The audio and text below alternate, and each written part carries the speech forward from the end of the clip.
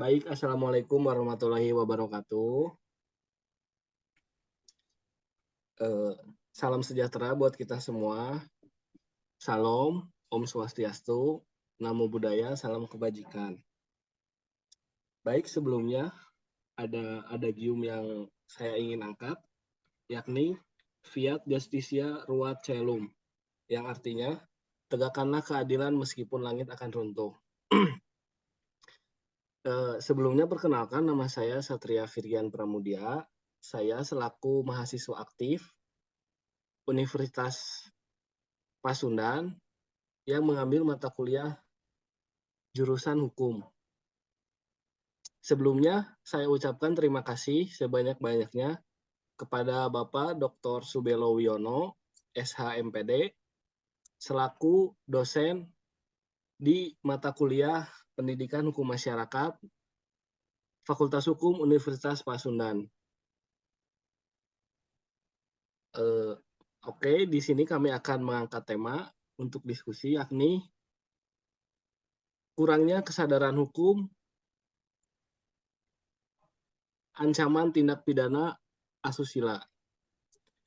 Kenapa kami mengangkat tema ini? Karena sebelumnya kami telah melakukan sosialisasi yang bertempat di Desa Lebak Muncang yang berada di Ciwidey, Kabupaten Bandung. Di situ kami telah menelaah bahwa masyarakat desa masih banyak yang kurang kesadaran hukumnya akan kejahatan tindak pidana asusila. Bahkan ada beberapa oknum ya mungkin yang masih istilahnya genit kepada warga desa. Seperti contoh saya mengutip pertanyaan salah satu warga saat kami melakukan sosialisasi, ada seorang kakek-kakek yang istilahnya genit lah. Dia suka meraba-raba ke titik vital perempuan, yang dimana itu merupakan tindak pidana asusila yang bisa diancam dengan hukuman pidana. Untuk sesi diskusi ini, kami telah mengundang narasumber. Yang pertama ada Gilang Nurdiana.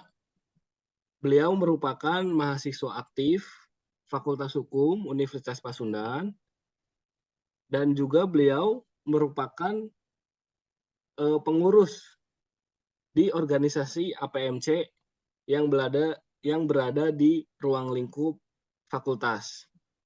Yang kedua, ada Prengki Arikianto.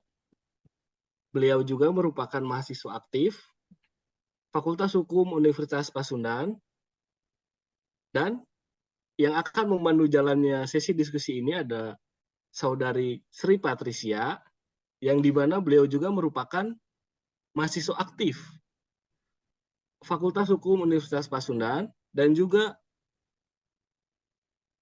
pengurus istilahnya ya, pengurus di organisasi Pasundan Debat Club yang ada di ruang lingkup fakultas. Baik, untuk mempersingkat waktu, untuk berjalannya sesi diskusi ini, saya akan serahkan kepada Saudara Sri Patricia untuk memandu jalannya sesi diskusi ini. Waktu dan tempat saya persilahkan. Oke, terima kasih Satria. Ya, kita ketahui ya emang masyarakat ini secara umum menilai pelanggaran kesusilaan itu sebagai bentuk penyimpangan atau kejahatan seksual. Nah, seperti yang tadi contoh kasus kakek-kakek yang melakukan asusila terhadap ibu-ibu ya. Yang mana hal itu bertentangan dengan hukum dan norma-norma kehidupan dalam masyarakat. Yang mana perbuatan asusila itu secara umum dapat diartikan sebagai perbuatan yang hubungannya dengan norma kesopanan. Tapi dalam hal tindak pidana asusila, yang terpenting dan perlu dilihat yang sejauh mana pelanggaran kesusilaan itu tersebut dilakukan berdasarkan gimana tindakannya dia. Nah, jadi kita ketahui di sini ya, untuk kejahatan asusila itu tidak memandang siapa pelakunya, kapan terjadi dan dimanapun. Jadi emang banyak kesempatan-kesempatan yang mungkin mengundang suatu pelanggaran kesusilaan gitu. Jadi kita ketahui juga kan asusila itu diatur dalam undang-undang. Yang mana kalau misalnya emang pelakunya itu adalah orang-orang kaya yang kakek tadi, berarti kan orang dewasa, itu udah diatur dalam KUHP. Nah, kalau emang pelakunya tadi ada anak, ataupun korbannya anak, otomatis dia akan di dalam perlindungan anak, gitu. Mungkin dari penjelasan lebih lanjut akan dijelaskan dari Prengki atau Gilang, mungkin boleh dari Gilang, Ya, mengenai pembahasan bagaimana kita. mengenai tadi kasus kakek-kakek ya. Iya, Nah, benar. ya, mengenai kasus dari kakek-kakek tadi, yang mana kakek-kakek tersebut berbuat cabul ataupun sengaja itu meraba bagian vital warga ataupun ibu-ibu yang sedang ada di warung atau apa, itu merupakan salah satu bentuk tindak pidana asusila, di mana perbuatan tersebut telah diatur di dalam pasal 281 sampai dengan 291 Kitab Undang-Undang Hukum Pidana, sehingga itu merupakan suatu delik yang seharusnya kakek-kakek tersebut dilaporkan, sehingga dia harus diselesaikan ataupun dilaporkan ke kepolisian untuk ditindaklanjuti untuk proses pidana. Nah, akan tetapi dalam hal ini masyarakat itu seolah-olah merasa kasihan. Kenapa? Dari pertanyaan yang waktu itu saya pahami juga, karena kakek-kakek itu adalah orang yang hidup sebatang kara. Dia kesepian, tidak ada yang menemani, yang mungkin anaknya jauh, ataupun mungkin istrinya itu sudah meninggal, ataupun ada pekerjaan di luar, sehingga dia cenderung membiarkan.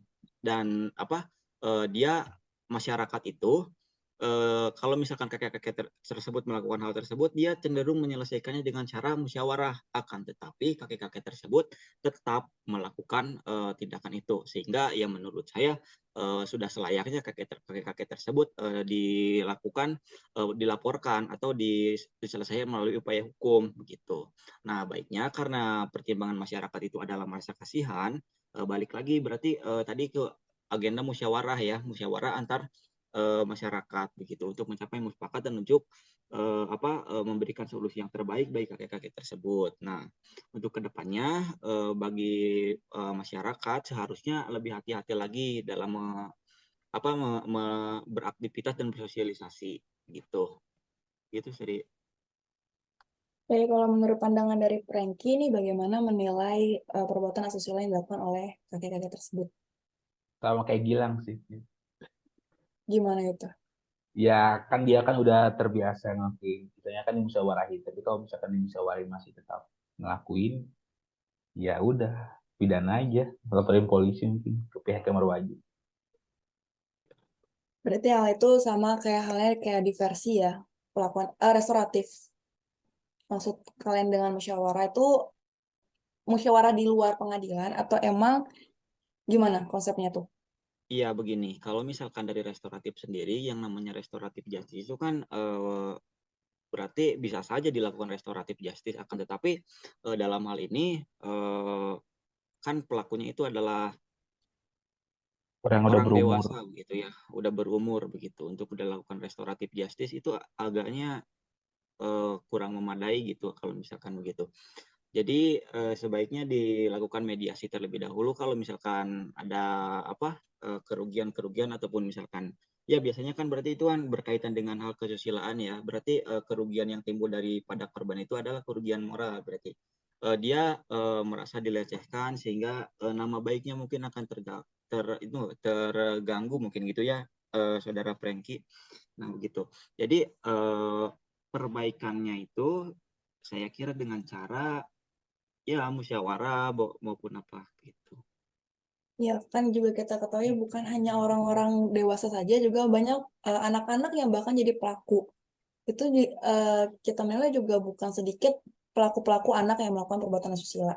Jadi bagaimana pandangan kalian mengenai apa sih yang bisa sebagai penanggulangan dalam pelaku tindak pidana asusila yang ditinjau dari perspektif pelaku anak itu? Menurut kalian itu bagaimana? Boleh Boleh dari, dari saudara Franky dulu mungkin untuk oh terkait boleh. ini anak ya. Bisa ada ulang lagi. Mungkin biar lebih lanjutin ke Gilang atau jadi gini, Franky, gimana menurut kamu tuh mengenai penanggulangan pencegahan tindak pidana asusila yang dilakukan oleh pelaku anak gitu? Jadi kan anak ini kan suka melakukan tindak asusila juga, kayak misalnya yang peluk-pelukan juga terus menimbulkan hawa nafsu, dan juga misalnya juga anak-anak cowok-cowok yang kayak juga sama melakukan pelecehan gitu, atau enggak banyak hal-hal tindakan asusila yang dilakukan oleh anak-anak remaja Mungkin pendapat saya ya, kan udah penanggulangannya. ada undang-undang yang mengatur tindak pidana pelecehan yang dilakukan oleh anak kan. Tapi mungkin sebelum pelaku dijerat, mungkin angka baiknya kita tanya dulu sebab akibatnya. Sebab akibat anak itu melakukan hal tersebut, dan juga mungkin bisa juga ya seperti tadi diadakan musyawarah dulu, atau enggak mungkin teguran gitu. Teguran. Kalau misalkan udah ditegur tapi masih melakukan, ya mungkin bisa langsung dilapor ke pihak berwajib aja biar langsung dilanjut dijerat sama pasal yang undang-undang itu. Iya Mungkin benar. tanggapan Selanjutnya, saya seperti nah itu. kita ketahui juga kan ada upaya penal dan non penal ya. Menurut Gilang bagaimana tuh cara non penal maupun penal dalam Oke, hal tadi tersebut? mengenai anak-anak yang melakukan tindak pidana asusila ya. Biasanya kita pahami terlebih dahulu apa sih yang menjadi faktor bagi anak tersebut untuk melakukan tindak pidana asusila tersebut. Nah, biasanya anak-anak ini yang melakukan adalah anak remaja yang beranjak dewasa. Ya, kisaran antara umur 12 sampai dengan umur 17 18. tahun atau Dosa. 18 tahun ya. Nah, di sini dalam sistem pemidanaan kita bahwa anak yang dapat dilakukan sanksi pidana itu adalah anak yang telah berumur 21 tahun. Nah, berarti dalam hal ini KUHP, Kitab Undang-Undang Hukum Pidana, tidak bisa untuk mempidanakan anak sesuai dengan sanksi yang memang diatur di dalam KUHP tersebut. Nah, akan tetapi di sini terdapat undang-undang yaitu Undang-Undang Nomor 40 ada Undang-Undang Perlindungan Anak. Saya Nomor lupa undang-undangnya nomor 44. berapa. Nomor 44. Ya, jadi dalam hal itu apabila anak tersebut melakukan tindak pidana pornografi ataupun bukan pornografi maksudnya melakukan tindak pidana asusila, maka anak tersebut akan dilakukan upaya restoratif justice terlebih dahulu. Nah, di mana dalam restoratif justice terlebih di sini penyelesaiannya sama halnya seperti halnya musyawarah, di mana para pihak ataupun korban dengan pelaku itu bertemu untuk menyelesaikan permasalahannya. Nah, biasanya di sini mungkin akan ada, misalkan kalau misalkan dari tindakan yang dilakukan oleh anak tersebut timbul kerugian, maka dari penyelesaiannya tersebut mungkin pihak korban akan meminta kerugian. Kalaupun misalkan ada cedera atau ada fisik ataupun apa yang mungkin itu ada menuntut ganti rugi. Nah, kalaupun misalkan dari tindak pidana asusila tersebut anak tersebut bisa misalkan seperti halnya hamil ataupun apa yang mungkin dia akan dinikahkan begitu. Nah, kemudian kalaupun misalkan upaya restoratif justice itu tidak sejalan ataupun tidak berjalan dengan lancar, maka akan ditempuh upaya yang namanya diversi. Nah, apabila upaya diversi ini juga tidak berhasil, mungkin akan diterapkan sanksi pidana, yang mana sanksi pidana ini dalam sistem peradilan anak ini bersifat ultimum remedium, yaitu pemidanaan itu sebagai alternatif paling akhir di dalam menyelesaikan perkara ini. Nah, penerapan pidana anak terhadap anak ini sendiri pun tidak sama dengan penerapan sanksi pidana bagi orang dewasa.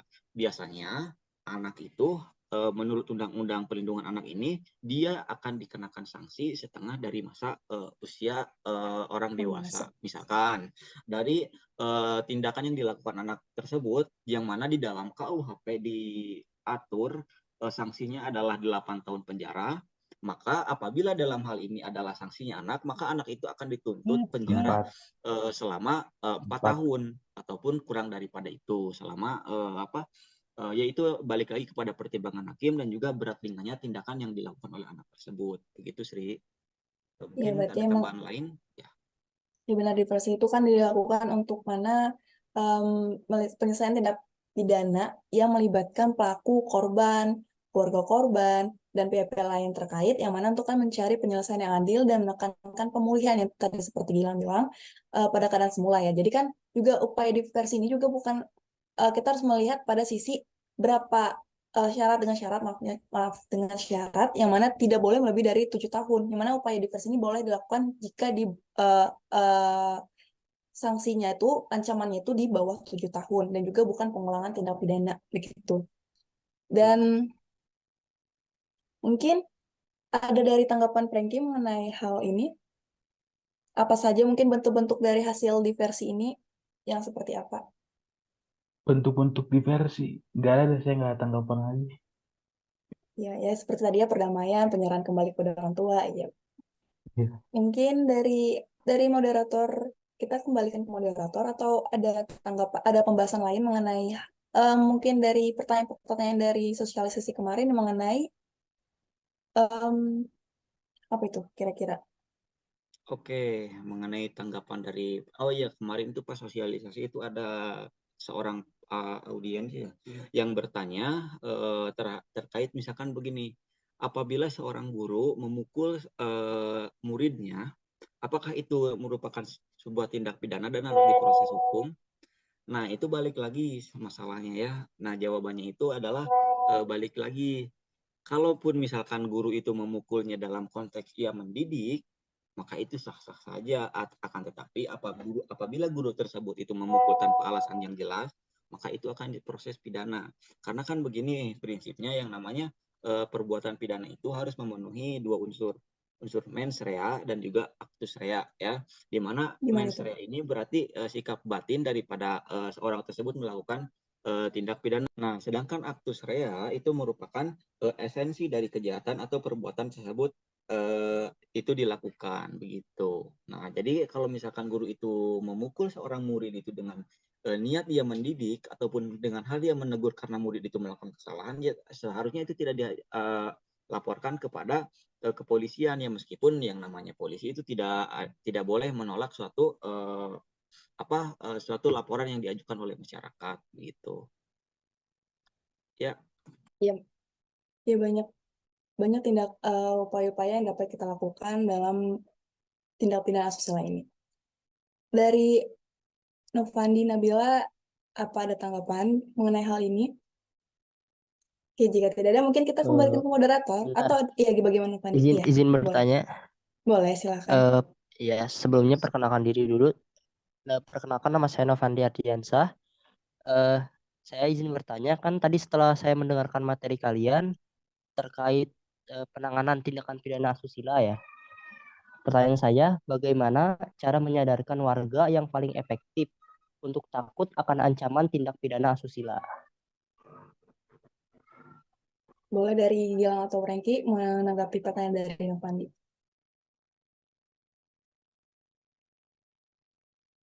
Cara paling efektif ya. Betul. Berarti cara paling efektif ya diberikan dulu penyuluhan. Itu paling efektif. Atau nggak sih balik lagi kesadaran diri orang masing-masing aja sih. Kalau misalkan orangnya punya akal budi beragama pasti sadar kan itu tuh gak boleh. Jadi itu mungkin paling efektif itu ya kesadaran diri masing-masing. Ini tanggapan saya. Bagaimana mengenai hal pertanyaan dari Novandi? Boleh dari Gilang.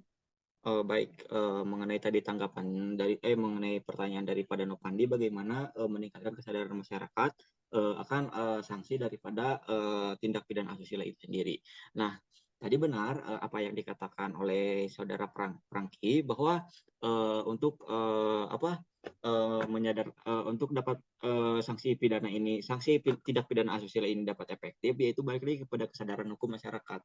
Nah, di sini permasalahannya adalah dalam hal tindak pidana asusila itu yang mana berarti esensinya itu yang dilanggar adalah kesusilaan ataupun kesopanan. Jadi masyarakat itu menganggap hal itu biasa ya, seperti halnya tadi orang yang misalkan dengan sengaja ataupun secara tidak sengaja disentuh misalkan bagian payudaranya oleh orang lain ya hal itu dianggap biasanya oleh orang yang itu dianggap biasa gitu.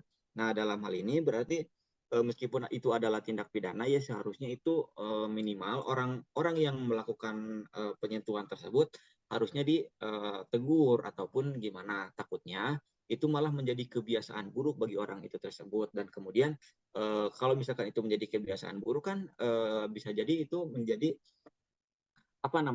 hal yang lumrah di masyarakat. Jadi tatanan kesusilaan masyarakat itu jadi goyah, jadi hancur begitu. Nah, balik lagi nih untuk menjadikan sanksi ataupun tindak asusila ini menjadi efektif, yaitu ya kesadaran hukum masyarakat itu yang harus ditingkatkan. Salah satu upayanya adalah dengan upaya penyuluhan hukum begitu. Bahwa tindakan-tindakan itu merupakan suatu tindakan tindak pidana asusila ataupun suatu tindakan pelecehan seksual begitu. Yang mana itu sanksinya itu ada diatur di dalam KUHP begitu, Kitab Undang-Undang Hukum Pidana, dan pelakunya itu dapat dipidanakan begitu. Nah, kemudian untuk upaya balik lagi nih kepada kesadaran hukum dari masyarakatnya. Berarti kan di sini hukum itu pemahaman hukum itu harus lebih mapan daripada masyarakat. Ya baiknya sih kalau misalkan untuk menghindari hal-hal seperti ini, hukum itu tidak dijadikan sebagai sarana untuk penegakan ataupun untuk menegakkan suatu peraturan yang memang sifatnya memaksa, tapi menjadikan hukum itu sebagai budaya di mana nantinya hukum ataupun aturan itu menjadi suatu pedoman dalam mengatur tata kehidupan yang lebih baik di dalam masyarakat. Begitu Sri Patricia dan juga Prangki, begitu juga jawabannya Nopandi. Iya benar. Karena negara Indonesia adalah negara hukum yang mana kita emang harus menerapkan hukum tersebut, kita harus memperhatikan hukum-hukum, ketentuan hukum yang ada, karena kejahatan adalah nafsu yang terdidik mungkin ya. Jadi kita harus bisa mencegah suatu ketindakan asusila agar tidak semakin banyak pelaku-pelaku kejahatan asusila. Yang mana tadi kita sudah membahas begitu banyak diskusi tadi, dan kita mau menserahkan kepada moderator yang memimpin acara ini juga, kepada Satria. Baik, sebelumnya saya ucapkan terima kasih kepada Saudara Gilang Nurdiana yang telah memberikan ilmu yang sangat bermanfaat, dan juga kepada Saudara Prangki. Pembahasan tadi menarik, bisa saya simpulkan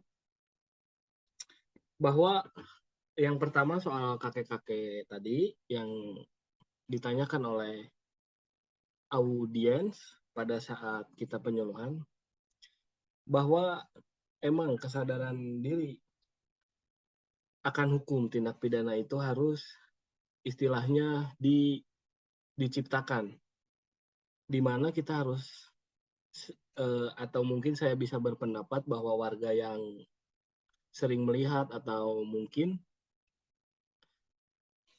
menjadi korban, bahwa si kakek itu harus diingatkan untuk tindak pidana, ancaman tindak pidana asusila itu tidak main-main.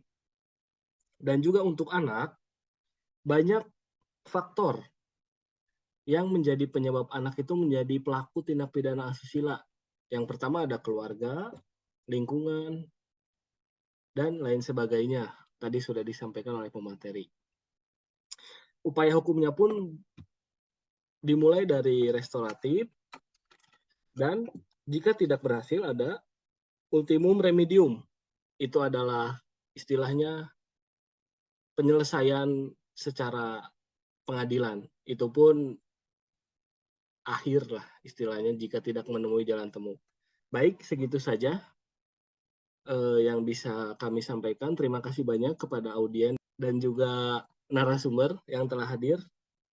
Saya tutup dengan wassalamualaikum warahmatullahi wabarakatuh. Terima kasih banyak. Sampai jumpa di diskusi selanjutnya.